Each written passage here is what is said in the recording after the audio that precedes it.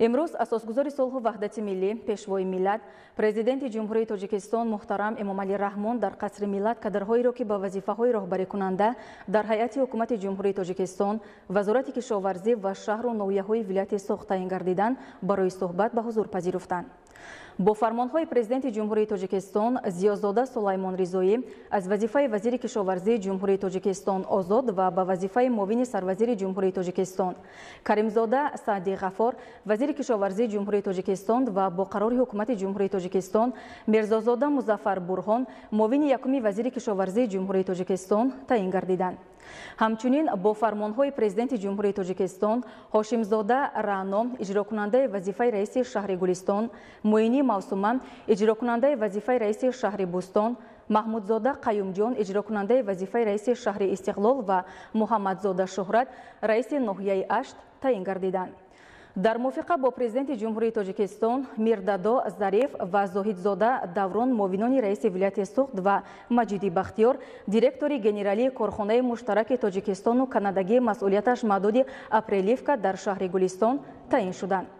ضمن ملاقات پرزیدنت جمهوری تاجیکستان محترم امامعلی رحمان با کادرهای تعیین گردیده جهت تحکیم بخشیدن روند آمادگی‌ها به جشن 35 سالگی استقلالیت دولتی، تطبیق نشاندهنده‌های پیام پرزیدنت جمهوری تاجیکستان با مجلس عالی، تهیه و اجرای نقشه چهاربینی‌ها وابسته به عملی‌گردانی سالهای رشد صنعت 2022-2026، اجرای هدف‌های سازنده و تطبیق سیاست راهبریت دولت و حکومت مملکت در سمت‌های تامین امنیت عضوقواری، بخش اگراری جمهوری تاجیکستان، وسعت کارهای آبادانی، استفاده عاقلانه زمین، خصوصا زمین‌های کوران و زمین‌های نزد حولیگی، گرفتن 2 حاصل از زمین‌های آبی، رشد بخش کشاورزی، بالا برداشتن صفت محصولات، جلب سرمایه خارجی و وطنی بهره رشد ساحه، دستگیری صاحبکاری، تامین بازار داخلی با محصولات با صفت کشاورزی، رشد ساحه اگرصنعتی از جمله تخم پروری، زراعت پروری، چاره‌داری، تقویت فعالیت مؤسسه‌های معارف، تندرستی و فرهنگ دستور سپارش‌های مفید دادند. سرور دولت محترم امامعلی رحمان از کادرهای جوان و صاحب تجربه رعایت حتمی طلبات قانونگذاری مملکت، بالا گذاشتن منفعت‌های ملی و دولتی از منفعت‌های دیگر، پیشگیری عمل‌های غیرقانونی وابسته به سوء استفاده از منصب دولتی، قابلیت بلند راهبری و تشکیلاتچگی، مساعدت بر رشد بیشتر اقتصادی و اجتماعی، تقویت همکاری با بخش خصوصی جهت وسعت تدبیرهای بنیادکاری و آبادانی، ارتباط دائمی با مردم و حل سریع مشکلات آنها را طلب نمودند. فرمان پرزیدنت جمهوری تاجیکستان درباره از وظیفه وزیر کشاورزی جمهوری تاجیکستان آزاد نمودن زیازاده مطابق ماده 69 کنستیتوسیای جمهوری تاجیکستان فرمان می‌دهم زیازاده سلیمان رضایی با سبب به کار دیگر گذاشتن از وظیفه وزیر کشاورزی جمهوری تاجیکستان آزاد کرده شود. فرمان مذکور برای تصدیق به مجلس عالی جمهوری تاجیکستان پیشنهاد کرده شود. پرزیدنت جمهوری تاجیکستان امامعلی رحمان شهر دوشنبه 26 январь سال 2022 فرمان پرزیدنت جمهوری تاجیکستان درباره از وظیفه رئیس شهر گلستان ولایت سوخت آزاد نمودن مجیدی مطابق ماده 69 کنستیتوسیای جمهوری تاجیکستان فرمان می‌دهم مجیدی بختیار سید احمدزاده با سبب به کار دیگر گذاشتن از وظیفه رئیس شهر گلستان ولایت سوخت آزاد کرده شود. پرزیدنت جمهوری تاجیکستان امامعلی رحمان شهر دوشنبه 26 январь سال 2022 فرمان پرزیدنت جمهوری تاجیکستان درباره از وظیفه رئیس شهر بوستانی ولایت سوخت آزاد نمودن هاشمزاده مطابق ماده 69 کنستیتوسیای جمهوری تاجیکستان فرمان می‌دهم هاشمزاده رعنا با سبب به کار دیگر گذاشتن از وظیفه رئیس شهر بوستانی ولایت سوخت آزاد کرده شود. پرزیدنت جمهوری تاجیکستان امامعلی رحمان شهر دوشنبه 26 январь سال 2022 فرمان پرزیدنت جمهوری تاجیکستان درباره از وظیفه رئیس شهر استقلال ولایت سوخت آزاد نمودن زاهدزاده مطابق ماده 69 کنستیتوسیای جمهوری تاجیکستان فرمان می‌دهم زاهدزاده دوران عبدالقادر با سبب به کار دیگر گذاشتن از وظیفه رئیس شهر استقلال ولایت سوخت آزاد کرده شود. پرزیدنت جمهوری تاجیکستان امامعلی رحمان شهر دوشنبه 26 январь سال 2022 فرمان پرزیدنت جمهوری تاجیکستان درباره از وظیفه رئیس ناحیه اشت ولایت سوخت آزاد نمودن میردادو مطابق ماده 69 کنستیتوسیای جمهوری تاجیکستان فرمان می‌دهم میردادو ظریف мир муҳаммадӣ бо сабаби ба кори дигар гузаштан аз вазифаи раиси ноҳияи ашти вилояти Суғд озод карда шавад.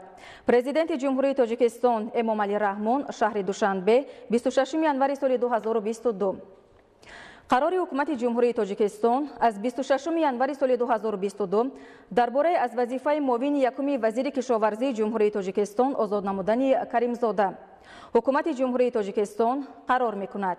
Каримзода Саъди Ғафор бо сабаби ба кори дигар гузаштан аз вазифаи муовини якуми вазири кишоварзии ҷумҳурии Тоҷикистон озод карда шавад. Раиси ҳукумати ҷумҳурии Тоҷикистон Эмомалӣ Раҳмон. қарори ҳукумати ҷумҳурии Тоҷикистон аз 26 январи соли 2022 дар бораи аз вазифаи муовини вазири кишоварзии ҷумҳурии Тоҷикистон озод намудани Мирзозода ҳукумати ҷумҳурии Тоҷикистон қарор мекунад. Мирзозода Музаффар Бурҳон бо сабаби ба кори дигар гузаштан аз вазифаи муовини вазири кишоварзии ҷумҳурии Тоҷикистон озод карда шавад. Раиси ҳукумати ҷумҳурии Тоҷикистон Эмомалӣ Раҳмон. фармони президенти ҷумҳурии Тоҷикистон дар бораи муовини сарвазири ҷумҳурии Тоҷикистон таъин намудани Зиёзода мутобиқи моддаи 69 Конститутсияи ҷумҳурии Тоҷикистон фармон медиҳам. Зиёзода Сулаймон Ризоӣ муовини сарвазири ҷумҳурии Тоҷикистон таъин карда шавад. Фармони мазкур барои тасдиқ ба Маҷлиси олии ҷумҳурии Тоҷикистон пешниҳод карда шавад. Президенти ҷумҳурии Тоҷикистон Эмомалӣ Раҳмон шаҳри Душанбе 26 январи соли 2022 фармони президенти ҷумҳурии Тоҷикистон дар бораи вазири кишоварзии ҷумҳурии Тоҷикистон таъин намудани Каримзода мутобиқи моддаи 69 Конститутсияи ҷумҳурии Тоҷикистон фармон медиҳам. Каримзода Саъди Ғафор вазири кишоварзии ҷумҳурии Тоҷикистон таъин карда шавад. Фармони мазкур барои тасдиқ ба Маҷлиси олии ҷумҳурии Тоҷикистон пешниҳод карда шавад. Президенти ҷумҳурии Тоҷикистон Эмомалӣ Раҳмон шаҳри Душанбе 26 январи соли 2022 фармони президенти ҷумҳурии Тоҷикистон дар бораи иҷрокунандаи вазифаи раиси шаҳри Гулистони вилояти Суғд таъин намудани Ҳошимзода мутобиқи моддаи 69 Конститутсияи ҷумҳурии Тоҷикистон фармон медиҳам. Ҳошимзода Раъно иҷрокунандаи вазифаи раиси шаҳри Гулистони вилояти Суғд таъин карда шавад. Президенти ҷумҳурии Тоҷикистон Эмомалӣ Раҳмон шаҳри Душанбе 26 январи соли 2022 фармони президенти ҷумҳурии Тоҷикистон дар бораи иҷрокунандаи вазифаи раиси шаҳри Бӯстони вилояти Суғд таъин намудани Муинӣ мутобиқи моддаи 69 Конститутсияи ҷумҳурии Тоҷикистон фармон медиҳам. Муинӣ Мавсума Муинзода иҷрокунандаи вазифаи раиси шаҳри Бӯстони вилояти Суғд таъин карда шавад. Президенти ҷумҳурии Тоҷикистон Эмомалӣ Раҳмон шаҳри Душанбе 26 январи соли 2022 фармони президенти ҷумҳурии Тоҷикистон дар бораи иҷрокунандаи вазифаи раиси шаҳри Истиқлоли вилояти Суғд таъин намудани Маҳмудзода мутобиқи моддаи 69 Конститутсияи ҷумҳурии Тоҷикистон фармон медиҳам. Маҳмудзода Қаюмҷон иҷрокунандаи вазифаи раиси шаҳри Истиқлоли вилояти Суғд таъин карда шавад.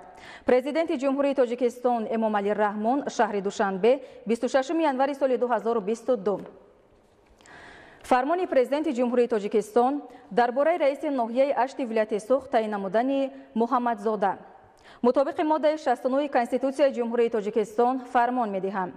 Муҳаммадзода Шӯҳрат раиси ноҳияи ашти вилояти Суғд таъин карда шавад. Президенти ҷумҳурии Тоҷикистон Эмомалӣ Раҳмон шаҳри Душанбе 26 январи соли 2022 қарори ҳукумати ҷумҳурии Тоҷикистон аз 26 январи соли 2022 дар бораи муовини якуми вазири кишоварзии ҷумҳурии Тоҷикистон таъин намудани Мирзозода ҳукумати ҷумҳурии Тоҷикистон қарор мекунад. Мирзозода Музаффар Бурҳон муовини якуми вазири кишоварзии ҷумҳурии Тоҷикистон таъин карда шавад. раиси ҳукумати ҷумҳурии Тоҷикистон Эмомалӣ Раҳмон.